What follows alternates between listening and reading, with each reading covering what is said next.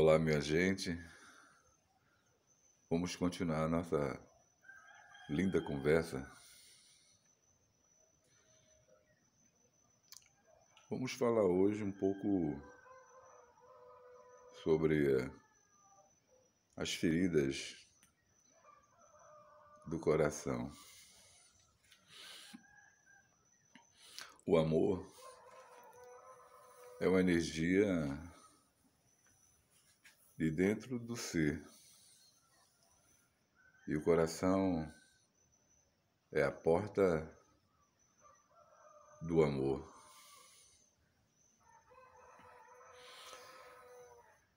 Se essa ferida existe dentro das pessoas, é inclusive uma pergunta, né? Será que todas as pessoas têm uma ferida? E essas feridas, quando são com nossos pais, muitas vezes as pessoas levam até a idade adulta ou até a velhice, né? Como a relação com os pais é uma relação que, de certa forma, se impõe que as pessoas amem seus pais e que seus pais amem seus filhos.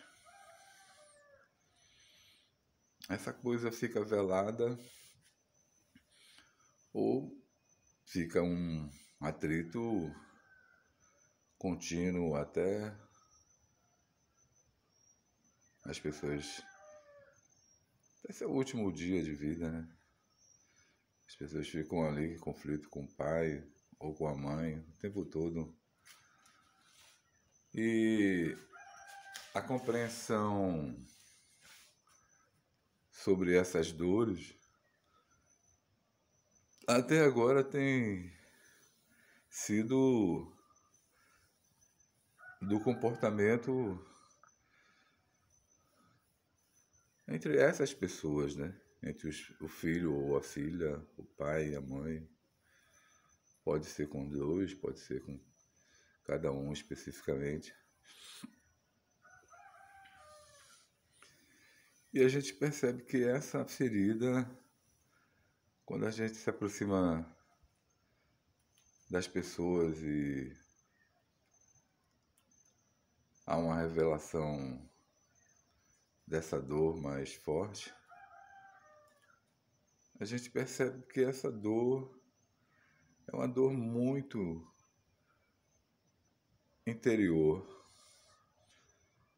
E a pessoa, o filho, né, ou a filha, fica muito se sentindo muito culpado, né, ou culpada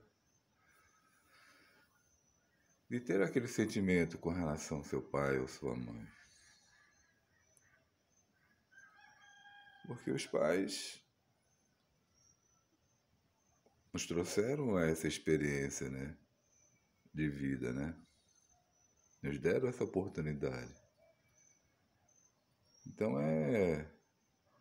existe uma regra quase que como se fosse impossível que você ficasse com ressentimento ou com ódio do seu pai e da sua mãe, né? A gente percebe na sociedade que há muita coisa assim que acontece de violência, né? Do pai contra o filho, da mãe contra a filha, né? As coisas mais loucas, né? Que a gente até, quando escuta ou quando vê essa notícia, a gente se assusta, né? Assim, falando, meu Deus, como isso aconteceu, né? Muitas vezes a criança é uma criança, né? E outras vezes, assim, são dois adultos, né? Que um comete uma violência contra o outro, né? Levando até a perda da vida, né? A ceifar a vida. É triste, né? Porque essa dor pode ser não uma dor que da nossa família especificamente, mas é uma dor que aflige quando a gente sabe dela, aflige a qualquer ser humano, né? Quando a gente também vê jovens, né, que se armam, né? E hoje isso é um fato que acontecia muito em outros países, a gente percebe isso acontecendo em todos os países, né? Se armam e vão nas escolas, né, e comete a maior barbaridade, né? Que é uma dor muito forte na nação quando isso acontece, né? Então, por que que esse jovem, né, se armou de uma forma tal para chegar em tal coisa, né? Quando é jovem, vocês têm uma dificuldade com seus pais, você carrega um pouco daquela dor, né? Durante o tempo todo, meio calado, né?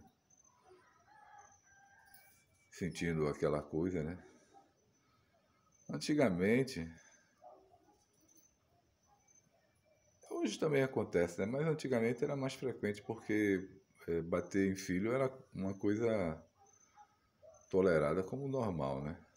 Hoje a violência dos pais com os filhos não é tolerada juridicamente, né? Mas antigamente havia um consenso, né, como fosse normal. Os pais podiam bater nos filhos, né? Então aí ficava aquela mágoa, né? O pai uma vez bateu no filho, a mãe bateu no filho ou na filha, e aquela mágoa fica guardada, né? Tem muita gente que chega ao absurdo de dizer, não, eu só sou uma pessoa hoje legal porque apanhei dos meus pais, né? Vê a que nível nós chegamos, né? A gente não precisa aprender as coisas apanhando, né?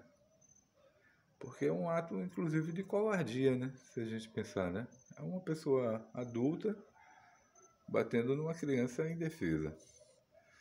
Por isso que quando isso acontece na vida adulta, vem à tona, principalmente as pessoas, vem à tona uma briga entre pai e filho, mãe e filha, termina acontecendo a violência, porque acho que na cabeça da mãe, na cabeça do pai, ainda é uma criança e a pessoa tem que apanhar e não fazer nada, não reagir, né? Não fazer nada.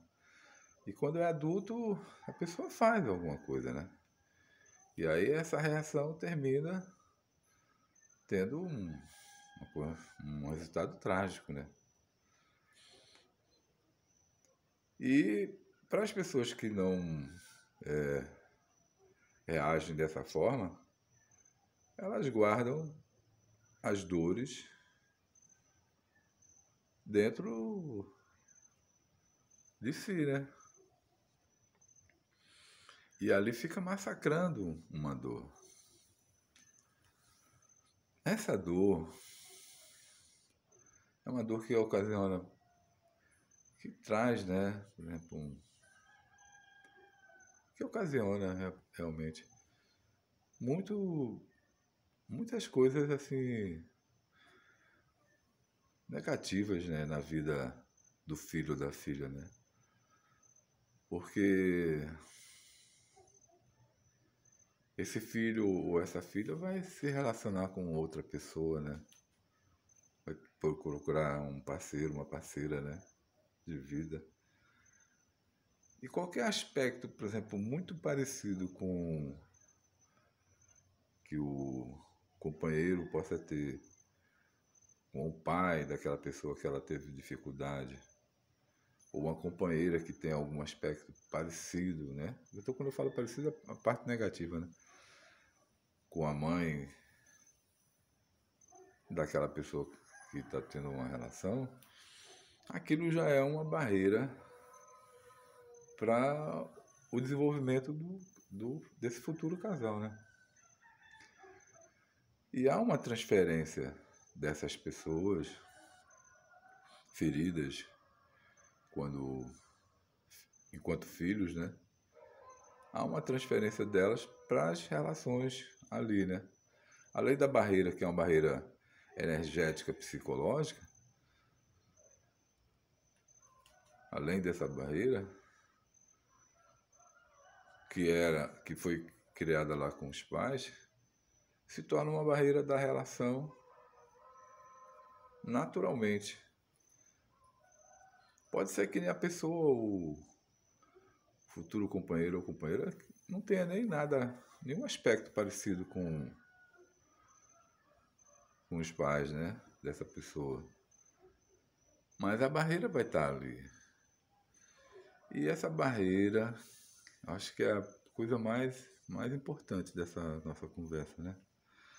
Essa barreira é uma barreira que vai impedir que o amor que existe dentro daquele ser, ele aconteça, né? Ele floresça, né? Ele brote, ele saia.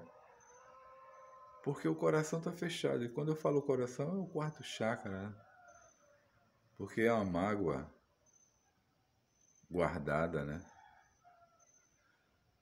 Então essa dificuldade de amar futura que a pessoa possa ter, pode ser uma pessoa profundamente boa, uma pessoa generosa, uma pessoa que faz bondade para as pessoas, ela não consegue acessar profundamente o amor, no sentido mais amplo, né, da palavra amor,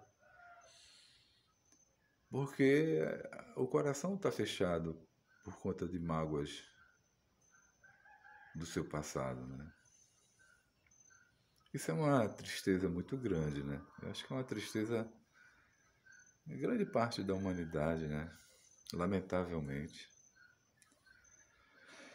E a gente percebe, como já falei anteriormente, que quando a pessoa revela para você, ou a pessoa desabafa, alguma coisa nesse sentido, entra em contato com essa dor dela, a gente sente claramente, vê claramente que a dor não é só referente a algum fato específico, é também com relação ao fato, mas ela tem uma profundidade maior.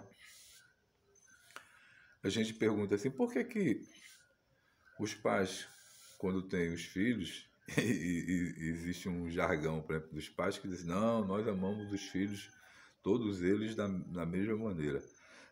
Isso é uma falácia, né? Isso é uma hipocrisia, né? Desculpa falar desse jeito, mas é verdade. Todas as pessoas percebem, os filhos percebem, os próprios pais ficam mentindo eternamente, dizendo isso para os filhos, e os filhos, sabem que é mentira, né? Sabe que eles se afinam mais com fulano, beltrano, não sei o quê, né? Até os grandes mestres tiveram seus preferidos, né? Então, imagina os humanos normais. Eles têm seus preferidos. E a gente percebe isso na relação, como são afetuosos, etc. Pode ser até que a relação, por exemplo, seja uma relação de falsidade, né? Daquele filho com relação a sua mãe e seu pai, né? Que ele sabe fingir mais, o outro é mais verdadeiro, mais autêntico, né? Diz as coisas na lata. E o outro é um fingido, um hipócrita, que consegue as coisas através da mentira. E aí os pais, na sua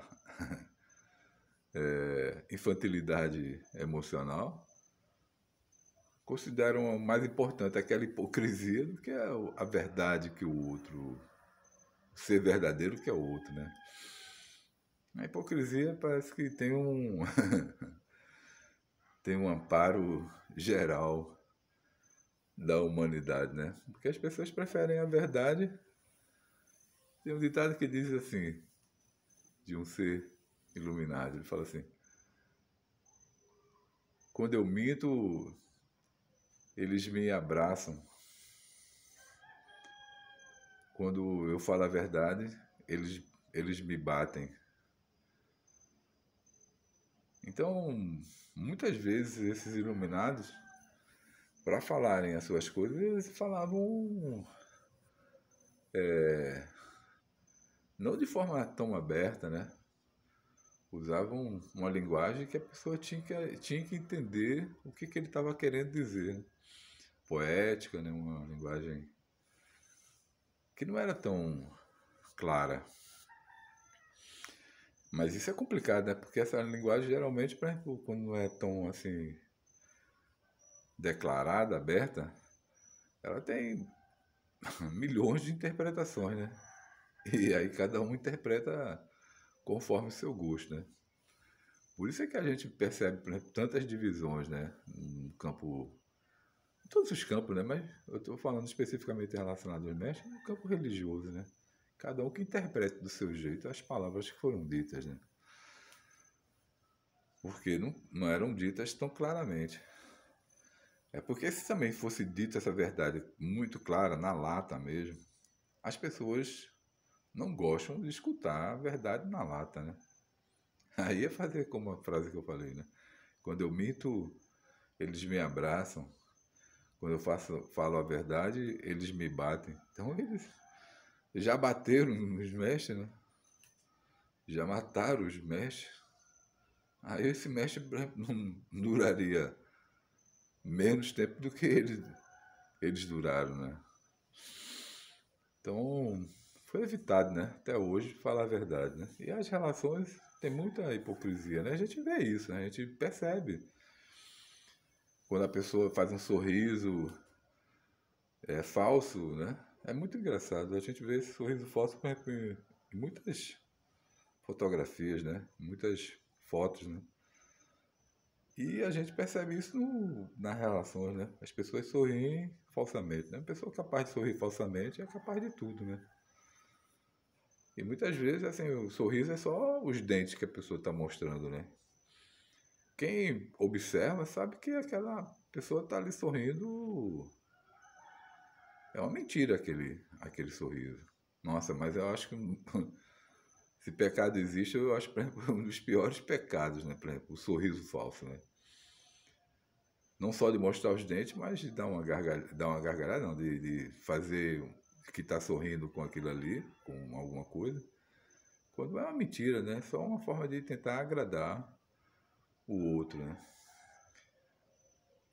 Eu acho muito massa a gargalhada, eu acho muito que as pessoas deviam ter um respeito muito grande com relação ao sorriso. Sorrir quando você realmente está sentindo, né? Mas é tão difícil falar isso para a humanidade vai continuar sorrindo falsamente por muito tempo ainda, né? Porque é uma forma uma forma falsa de convivência, né?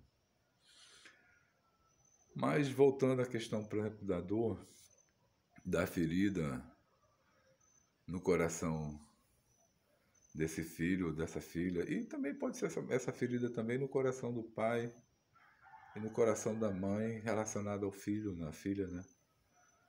Eu estou falando que é muito importante a pessoa não ser hipócrita, mas muitas vezes o filho faz uma coisa, a filha faz uma coisa com relação ao pai e à mãe que cria uma mágoa dentro do pai e da mãe, né? Principalmente porque os pais criam uma expectativa com relação aos filhos, né? Eles estão educando e esperam que seus filhos não cometam atrocidade, não cometam nada com relação a si mesmo. Mas existe uma lei, que é uma lei energética, né? Que é assim, o semelhante atrai o semelhante. Todas as pessoas pensam que são os contrários, né? Que se atraem. Mas não é, não. Quem gosta de um determinado tipo de música, por exemplo, pegar o rock. Quem gosta de rock se relaciona com pessoas que gostam de rock. Quem gosta, por exemplo, de MPB se relaciona com pessoas que gostam de MPB. Quem gosta de música clássica se relaciona com pessoas que gostam de música clássica. Normalmente os gostos, por exemplo, atraem as pessoas, as afinidades, né? Atraem as pessoas. E essa afinidade também é uma afinidade energética, né? Porque você pode perguntar, por que fulano nasceu lá numa favela com os pais completamente drogados? Porque essa pessoa é filho, está vivendo uma situação, já vai viver uma situação econômica completamente desfavorável, nasceu lá, nesse lugar, e teve esses pais loucos, né? Assim, doentes. E porque outra pessoa, filho ou filha, nasceu num lugar abastado, com uma segurança completa, né? Com os pais mais educados, né? E mais carinhosos. Por que essa pessoa nasceu nesse lugar, né? Será que é aleatório? É uma pergunta, né? Será que é aleatório esses nascimentos, né? Será que é aleatório o encontro desse filho com esse útero materno? Se a gente perceber, por exemplo, que existe uma inteligência universal relacionada a tudo, a gente percebe essa inteligência, eu já falei, nos vegetais, no ser humano, né? Na composição. Em tudo, né, que existe, por exemplo, na Terra, né? Tudo é muito... Todas as vezes, quando a ciência começa a descobrir as coisas, descobre que ali não tinha um por acaso, né? A ciência só confirma uma coisa que a natureza tem, né? Tudo, né? Então, assim, já que tudo tem uma inteligência para ser do jeito que é, deve ter também uma inteligência também para esses nascimentos, né? A minha compreensão é de que magneticamente você é levado para ser filho de um determinado casal, né? Eu gosto muito da compreensão de que nada é por acaso na existência, né? Acho que a grande inteligência, né? Deus não faz as coisas por acaso, né? Existem determinadas leis que acontecem, né? Que a gente vai acessar, né? Porque quando a gente fala lei, assim, não é uma lei clara, né? Sempre está lá escrita no papel, né? É uma lei que você observa na vida, né? Você vai vendo ali, né? E aí quando você vê o filho e vê a filha desse casal, se você conhece essa família, você vê que o filho e a filha, energeticamente, eticamente, moralmente, que não é só produto da educação, né? Porque a pessoa é um indivíduo, é único, né? Mas ela tem um campo energético muito similar aos seus próprios pais, né? Não é à toa que estão ali. Então, energeticamente, magneticamente, você é atraído para ser filho ou filha daquela pessoa. E aí depois tem todo um processo da educação, né? A educação como um todo vai dando os nortes da formação do ego, né? Porque de 0 a 7 anos, você é como se tivesse ainda muito ainda ligado ao outro lado da vida, né? Ao outro lado mais energético da vida. E depois dos 7 anos, que é uma formação completa do cérebro, você percebe, e também da educação familiar, e algumas vezes, hoje mais cedo, por exemplo, a educação nas escolas, né? Você percebe que ali a pessoa já começa a ficar um pouco diferente, né? Que é mais um produto social, né? Que o ego é um produto social, que já tem ali a interferência do pai, da mãe, da sociedade, né? E aí distancia um pouco, né? Daquele campo, por exemplo, que era a criança mais ligado à sensibilidade, mais sensível, mais... É como se vivesse mais no ar, né? Mais na sensibilidade, nas emoções, no vento, no ar, a atmosfera, percebia mais as coisas, né? Só não, como criança não sabia expressar o que sentia, né? A gente vê muita criança falando sozinha, né? Será que elas estão falando sozinhas mesmo? Ou elas estão falando com alguma coisa que a gente não consegue ver, né?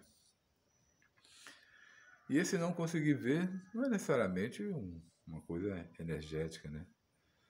Assim, mas é alguma outra inteligência que a criança conversa, é uma coisa natural, né? Das crianças, que é muito lindo, né? E as relações que essas crianças têm também com os animais em casa são uma relação ainda bem bacana, né? Bem afetiva, né? Há uma ligação, por exemplo, daqueles animaizinhos de casa com a criança, que eu acho que são umas coisas muito lindas, né? Então, voltando para a história da ferida, essa ferida ali, guardada dentro do peito, ela é uma dor. E se a pessoa perceber, por exemplo, por que você, por exemplo, não é amada pela sua mãe, pelo seu pai? Você se sente não amado pelo seu pai, pela sua mãe, pelo, sabe? Seja um ou outro, né? Filho ou filha. Né? Por que não são amados? Porque, por exemplo, aquela mãe, aquele pai tem mais afinidade com outro filho, com outra filha, né? E não especificamente. Não é só aquele lance que eu falei da hipocrisia do próprio filho, não, né? Mas a gente percebe que existe uma afinidade ali, além dessa história da hipocrisia, né? E aquela afinidade é uma coisa também para a gente estudar, né? Por que existe aquela afinidade? Né? Por que tem? A gente tem que começar a se perguntar determinadas coisas para dizer assim, por que acontece essa afinidade? E por que o pai e a mãe amam mais um filho do que o outro, apesar de dizer que não, que isso não acontece? Todo mundo sabe o que acontece, né? Só eles fazem de conta de que não acontece, né? Tem um campo magnético ali de semelhança, né? Que os afins são mais, apesar de todos os filhos terem essa afinidade com os pais, mas alguns são mais, têm mais afinidade do que outros. Essa afinidade é que faz com que role mais o amor com aquele que é mais afim, né? E o outro sente essa falta, né? Essa falta vai ser uma dificuldade futura dessa pessoa ter um relacionamento afetivo, né? Com o parceiro ou com a parceira, né? No futuro vai ter. Porque aquela falta vai ficar a perseguir a pessoa até o final da vida, né? E tem gente assim que se mantém até o final da vida, né? Que eu acho até, de certa forma, um pouco infantil emocionalmente. Que segundo o pessoal fala assim diz assim que a idade emocional da humanidade é 12 anos de idade. Né? Vou repetir, 12 anos de idade. Então, de alguma forma, assim, a humanidade é muito infantil emocionalmente, né? Apesar de se mostrar adulta, né? Mas emocionalmente é muito infantil. E esse filho, essa filha fica até o final da vida nessa infantilidade, né? Sempre querendo, por que ele não me ama? Por que ele não me amou? Por que ela não me ama? E em vez de fechar essa gestalt, né? Fechar esse ciclo aí e se abrir para um outro ciclo. Então, o fechamento desses ciclos são importantes para o amadurecimento emocional e espiritual desse filho, dessa filha, né? Porque senão ela vai levar isso até para o outro lado, né? Vai levar essa mágoa para o outro lado. Não há necessidade da gente levar mágoa nenhuma, né? Até o final da vida. Não há necessidade, né? E também é muito importante que as pessoas saibam que essas barreiras criam dificuldades nas relações. E muitas vezes você tá velho, tá velha, por exemplo, fica com mágoa no parceiro da parceira. e aumenta aquela mágoa de uma forma absurda. A pessoa é tão infantil emocionalmente que não percebe que aquela mágoa não é só daquele parceiro, daquela parceira. Aquela mágoa é uma mágoa que você tem desde criança, com relação aos seus próprios pais. Então, amadureça, né? Seja verdadeiro, seja verdadeira consigo mesmo, né? Comigo mesmo, consigo mesmo, né? Não fique eternizando essa mágoa dentro de você e achando que o culpado é o outro. Porque aí você achou, por exemplo, antigamente eram os pais que eram o culpado. Agora o culpado é o parceiro, a parceira. Meu Deus do céu. Essa mágoa é sua, tá lá dentro de você. Né? Você pode se relacionar com a dor de várias formas. Ou você fica magoado ou você transforma, né? A maioria das pessoas, como são infantis emocionalmente, preferem ficar eternamente magoadas com os pais. A escolha é sua, né? Mas aí você fica só culpando os pais, né? Vamos amadurecer, sabe? Os pais fizeram o que era possível dentro do campo deles, dentro da possibilidade de amor que eles tinham, né? E essa dificuldade que o pai ou a mãe tem de amar o seu filho, a sua filha, é uma dificuldade do próprio pai, da própria mãe. É aquilo que eu tenho falado sobre amor, porque as pessoas falam sobre amor, esse amor humano, né? Consideram como se fosse o top de linha, né? Não é top de linha, não é um amor maior. É um amor pequenininho ali ainda, sabe? Que ele vira ódio rapidamente, né? Esse amor que a gente vive é assim, a gente ama. Um dia a pessoa, por exemplo, faz algum conflito com relação a gente começa a odiar. Então será que isso é amor? Se esse amor, por exemplo, anda junto com ódio, que é o amor que a gente conhece, o amor que a gente conhece o nome devia ser amor-ódio. Devia ser uma palavra só. Porque é muito limitado. A gente vira ódio, mas não vira ódio assim, um dia depois, um ano depois, não. Vira ódio imediatamente. Não há um segundo, acho milésimo de segundo, para a pessoa começar a odiar o próximo, né? Então, esse amor que a gente fala ainda tem muito tem muito que comer, feijão e arroz. Ainda há muito que comer nesse feijão e arroz, né? Porque não é, né? Só que a gente faz de conta de que é o amor importantíssimo, né? Esse é o amor que, né? Bom, quer se enganar, se engane, né? Quer continuar nesse fingimento que a humanidade faz, continue, né? A gente não avança. Né? Porque é preciso muita coragem para poder... Né? Por isso que eu estou assim, ó. Eu estou falando com muito carinho, com muito amor com relação a tudo isso. Eu sei que é um dor, uma dor aí dentro de você, até para você escutar isso de certa forma não é tão tranquilo, mas assim eu estou tentando colocar uma energia mais amorosa possível, sendo verdadeiro, claro, né? Que é essa nossa relação, né? A relação tem que ser uma relação de verdade, né? Não pode ser uma relação de mentira, né? Nós estamos conversando, nós estamos trocando essa ideia, então não pode ser uma coisa igual o geral, né? Não é, né? É uma coisa mais aprofundada. E aí tá indo com muita energia amorosa para chegar no seu coração e ajudar você a curar essa ferida. Não é para mostrar essa ferida e deixar ela mais aberta. Não. Se acalma. A gente tá começando esse papo, tá começando essa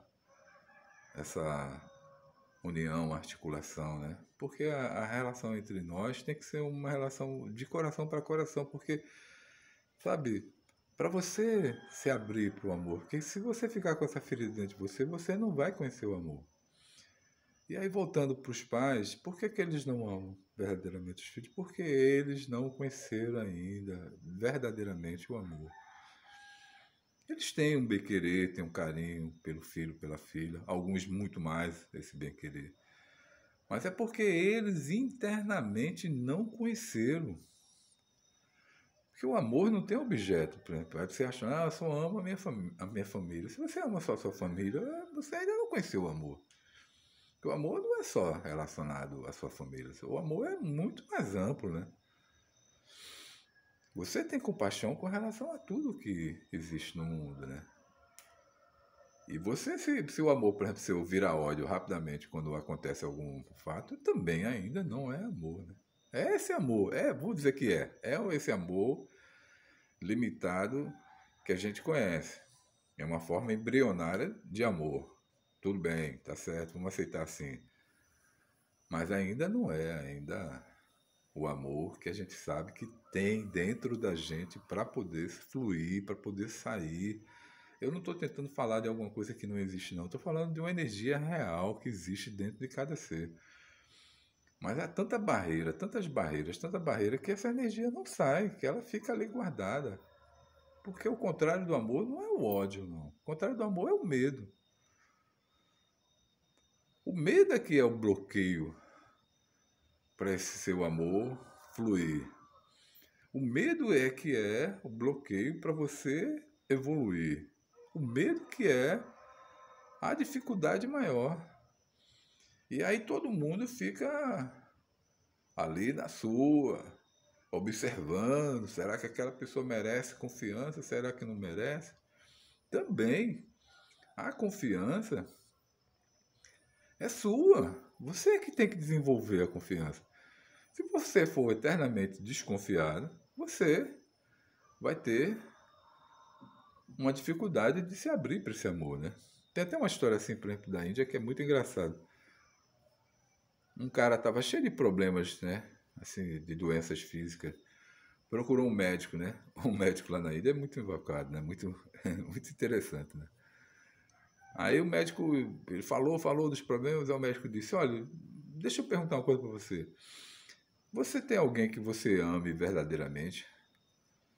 Aí o senhor disse assim, não, eu não tenho não. O cara disse, não, velho, peraí. Toda pessoa tem alguém que ama. Você não pode ser tão diferente assim da humanidade, não. Esse doutor, na realidade eu tenho, mas não sei se vai servir, não. Aí disse, me fale, quem é? Ele disse, é minha vaca. O médico disse, serve. Ele serve para quê? Você vai fazer o seguinte, serve para lhe ajudar.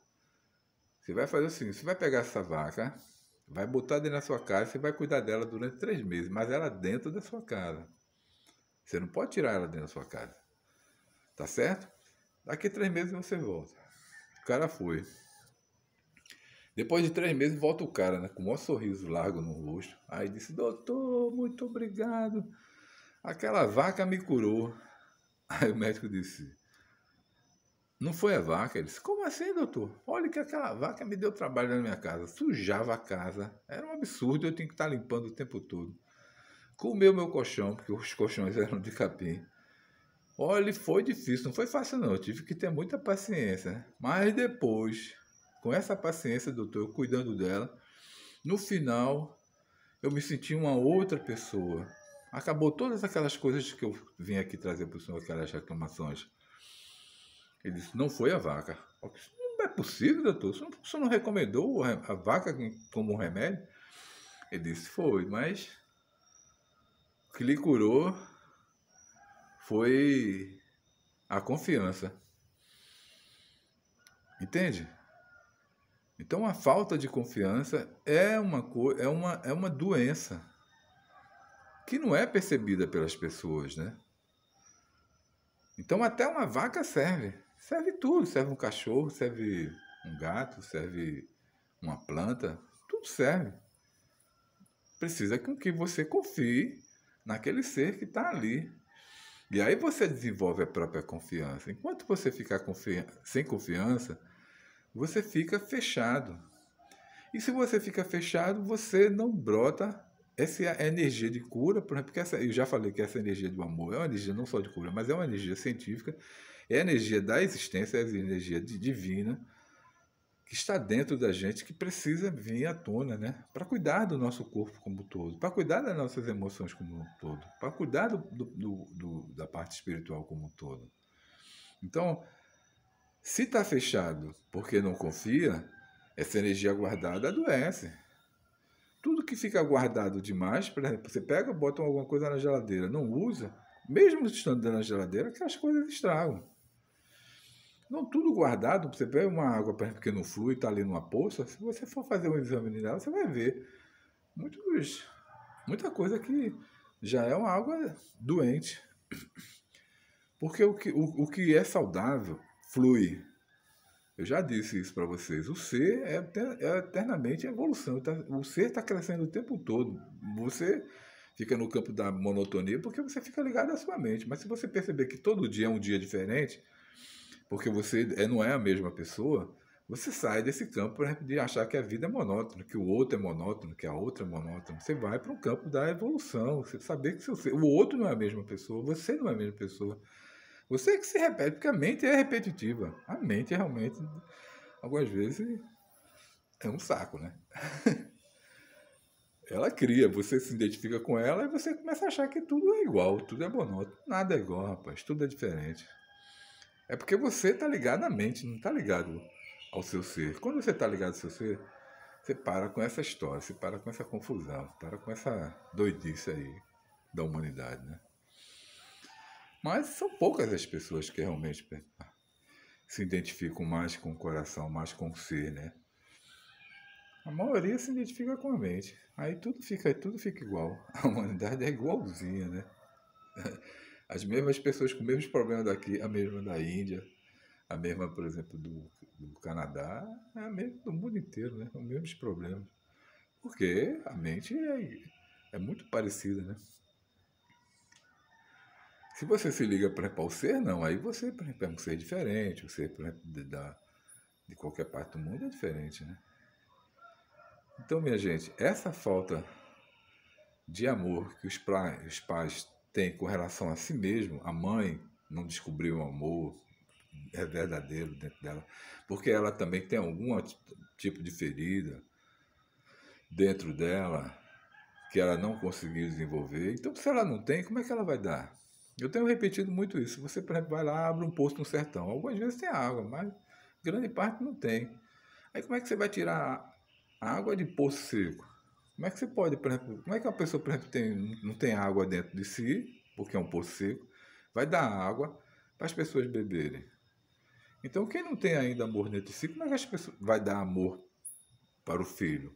Ela não tem amor a si mesma, ela faz de conta ali, né? Mas não tem ainda. Então pare de estar culpando seus pais, porque na realidade você tem que ter a compaixão deles. Porque eles não desenvolveram enquanto ser o próprio amor, eles não abriram as portas do coração para o amor. E aí, poxa, como é que você vai ficar com raiva de uma pessoa dessa? Como é que você vai ficar magoada com uma pessoa dessa? Se é uma pessoa, por exemplo, em sofrimento. Não, você tomou consciência disso, tem mais consciência sobre isso, é um ser mais consciente. Abra seu coração, perdoe seus pais. E os pais, perdoem seus filhos pela limitação. Porque aquilo que os filhos, por exemplo, fizeram que não é legal, que os pais acham que não é legal, é porque também ainda falta amor para aquele filho, falta amor para aquela filha, entende? A falta de amor é que cria nossos conflitos, né? Que cria tanto egoísmo. O que é o egoísmo? O egoísmo, por exemplo, em resumo, é a falta de amor. E o egoísmo está ligado à mente, e a mente gosta demais. Então o egoísmo é sempre ambicioso. A pessoa egoísta é sempre ambiciosa. Então, por conta daquela ambição, ela passa o trator em cima de tudo, né? Da ética, da moral, de tudo, né? Não vou nem falar de moral, porque eu nem gosto dessa palavra direito. Eu gosto mais da palavra ética, que é mais profunda, né? Porque ela tem uma relação com o espiritual. Você não faz alguma coisa eticamente porque você não só acha, por exemplo, que foi alguém que lhe ensinou, a regra é essa, porque a regra é que é moral, que é limitada, né? Por exemplo, Tinha uma regra antiga para que as pessoas podiam ter lá no Oriente 4 esposas, né? Mas isso acontecia quando as pessoas, os homens iam para a guerra, morriam muito e as mulheres ficavam com poucos homens, tinham que dividir os homens. Hoje não, hoje está tudo igual. 50% de homem, 50% de mulher, porque a natureza da vida, ela tenta transformar tudo iguais. Tem lógico que tem lugares que tem mais mulher, tem lugares que tem mais homem. Mas se pegar a humanidade como toda, é quase 50% de cada um. Então, assim, ainda as pessoas têm 4 esposas. Mesmo sendo a relação iguais entre homens e mulheres, né? Então, isso é moral. Essa moral teria que ser transformada, né? Porque hoje a relação é outra, né? Então, eu gosto mais de ética, porque a ética, por exemplo, não só tem a ver com as regras impostas, né? Eu falei sobre isso, mas tem várias outras coisas que a gente, por exemplo, para que considera normal no nosso país. Se vai em outro país, aquilo ali já é profundamente anormal. Tem uma coisa que é bem engraçada que eu me lembrei agora, mas eu vou falar para você. Mas parece que dizem que na Idade Média, por exemplo, arrotar na hora depois da refeição era um sinal de que você gostou da comida, né? Que você estava agradecido a quem estava lhe dando. Imagina, a pessoa vai arrotar um arrotão na mesa e depois aí os anfitriões ficavam todos alegres, né? Porque a pessoa tinha gostado da comida. Você tinha que arrotar, viu? Se não arrotasse, os anfitriões iam ficar com raiva. Quer isso, tem que arrotar. Muito doido isso, né, velho? Hoje a gente fala, pelo amor de Deus, que é isso, rapaz? Para aí, vai arrotar em outro lugar, né? Então, assim, a moral é essa coisa, né? Limitada, né? E a ética não, a ética ela é mais profunda, né? A ética vai dentro do ser, né? Você não faz aquela coisa porque é uma coisa que toca você, né? As pessoas que já estão mais antenadas, que estão mais, por exemplo, no campo mais da consciência, toda vez que ela comete alguma coisa, alguma desonestidade, alguma violência, qualquer outra coisa, ela sente imediatamente dentro de si o erro que está fazendo. As pessoas que se acham, né, que estão no ápice, por exemplo, da evolução, elas cometem muitas injustiças achando que porque você equilibrou lá, achou que seu lado tem que ser mais fortalecido, você tem que ganhar mais naquilo ali, então que o outro é que está errado, né? Isso ainda não é crescimento. Quando você realmente é crescido, realmente, você sabe que está sendo injusto, né? Que está sendo injusta. Então isso tem a ver com ética, isso tem a ver com uma evolução espiritual. É muito mais do que as regras humanas, né? Então, assim, essa questão dos pais é para o filho, a filha ter compaixão, é para o pai, a mãe ter compaixão do filho, né? Porque na energia compassiva, essas pessoas começam a se unir mais, porque a pessoa começa a ver que ali, naquela pessoa, também tem uma ferida. Ela lhe feriu porque tem uma ferida dentro dela. Então você. Não estou falando, por exemplo, assim, que é geral. Não. Algumas vezes o filho maltrata o pai e a mãe até o final da vida e a mãe faz de conta de que. E o pai faz de conta de que não está. Que não está acontecendo, né? Não é para você fazer de conta, não. Quando alguém lhe fere nesse sentido, você tem que realmente. Peraí, você tem que dar um limite àquilo ali, né? Porque senão fica como se fosse um fato normal magoar outra pessoa. Não, não é isso que eu estou falando. Você não tem que permitir ninguém de maltratar. Mas você ficar guardando aquilo dentro de você não faz bem, faz mal. Então é muito importante que você cure essa ferida, que você transforme isso. Há possibilidades? Há muitas possibilidades. E aí, o que vai lhe curar? O que vai fazer você perdoar seu pai, sua mãe, ou os pais perdoarem a besteira que o filho fez? Vai ser exatamente o amor. Então, por exemplo, essas dificuldades, essas escuridões, essas relações ainda complicadas e complexas, elas vão ser transformadas através do amor. E o amor, porque muitas vezes a mãe e o pai, por exemplo, criam um filho e esperam que o filho vá cuidar dos pais quando envelhecer. E os filhos pegam e jogam dentro de abrigos, né? Como se é um abrigo de luxo. Não, lá ele tem tudo, tal, tudo mais. Será que os pais, por exemplo, muitas vezes com Alzheimer ou qualquer outro tipo de doença, né? Tá lá. Porque, não, ele esqueceu de tudo, ele nem vai estar lembrando. Será, rapaz? Será que a pessoa, por exemplo, que tem Alzheimer não tem uma compreensão, por exemplo, do que está rolando na vida prática? Meu Deus do céu. Isso é um abuso contra a inteligência, né? Não é possível, velho, que uma pessoa compreenda que uma pessoa que tem Alzheimer não vai se lembrar da maldade que seus próprios filhos estão fazendo com você mesmo. Pelo amor de Deus. Não, não, não. Pelo amor de Deus. Isso é um atentado contra a inteligência. Lógico que aquele pai, lógico que aquela mãe que está lá naquele abrigo de luxo lá, ama seus filhos, quer o afeto com mais importância do que um abrigo luxuoso. Que isso? E aí os filhos abandonam os pais quando não é abrigo, por exemplo, de luxuoso, é um abrigo qualquer, tá lá, joga lá, sabe? Não tem afeto com relação àqueles pais, não tem cuidado com relação àqueles pais. Meu Deus do céu, o pai e a mãe do amor a vida inteira e aquele filho é um ingrato. Porque é um egoísta, né? Esse egoísmo é punk. Desculpa a palavra, desculpa os punk, né? O egoísmo é ruim, é muito egoísmo, né? Não, os punks não, os punks são massa, que isso. Mas mesmo é muito, muito ruim. E você, não pensa que qualquer besteira que você está fazendo aqui, você não vai ter que passar por ela, não. Você passa, viu, velho? A vida é infinita, você vai ter que passar por aquilo ali.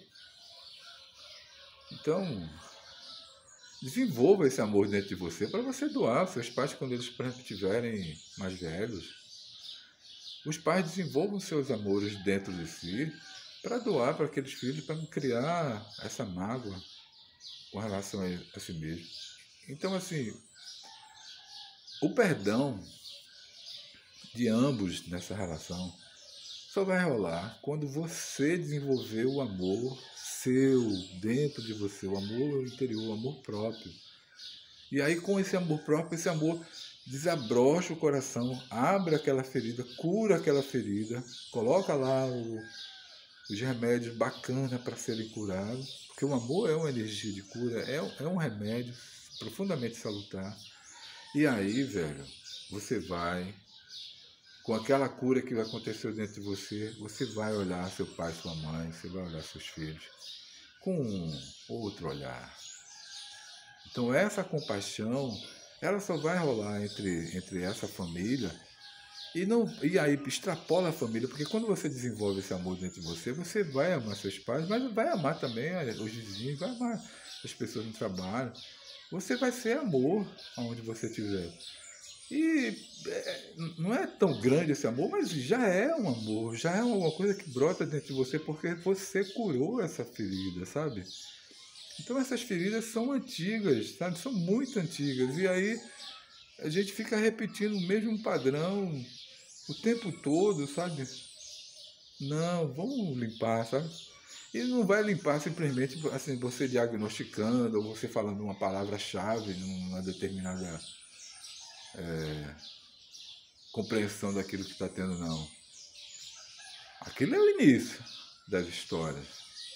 Mas é muito mais do que isso, né? É você desenvolver o amor próprio, galgar aquele amor dentro de você e achar e compreender que aquele amor é produto da existência, é produto de Deus dentro do seu próprio ser. É esse divino, é Deus dentro de você que você tem que conhecer para poder limpar e curar essas feridas. É você confiar no amor. E aí você confiar no amor, tudo bem, o outro marcou bobeira, fez as coisas erradas. Rapaz, fez. Quem fez a bobeira vai ter que limpar aquela bobeira. Mas quem está na energia massa, energia do amor, da criatividade fluindo, vai entrar para campos diferenciados. Eu já falei relacionado a isso. Isso não acontece com uma multidão.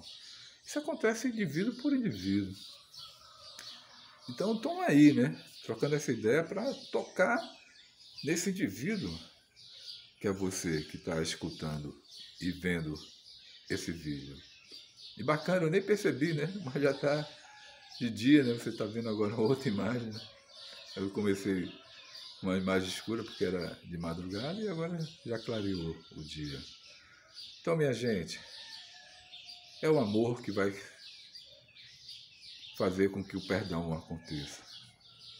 E a gente tem que se perdoar mutuamente. Não vamos carregar isso até o túmulo, não, sabe? Vamos limpar as coisas, sabe? Limpa as coisas. Se depende de você, toma uma atitude, sabe? Se você vai trabalhar essa coisa, beleza, trabalhe.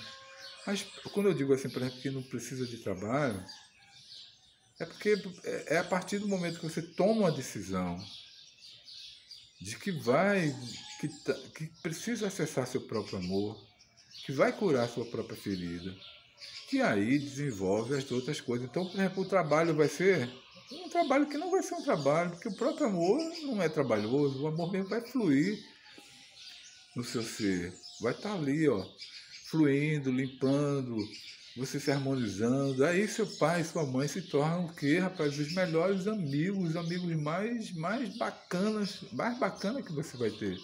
E assim como os filhos para os pais, vão se tornar os amigos mais bacanas, porque a amizade é um estado de vibração superior a esse amor que a gente acha, por exemplo, que tem os casais, né? Ah, não, não sei o quê. Porque muitas vezes esse amor é só sexual, né? De exploração mútua, né? De ambos, né? Um explorando o outro, né? A amizade acabou a exploração.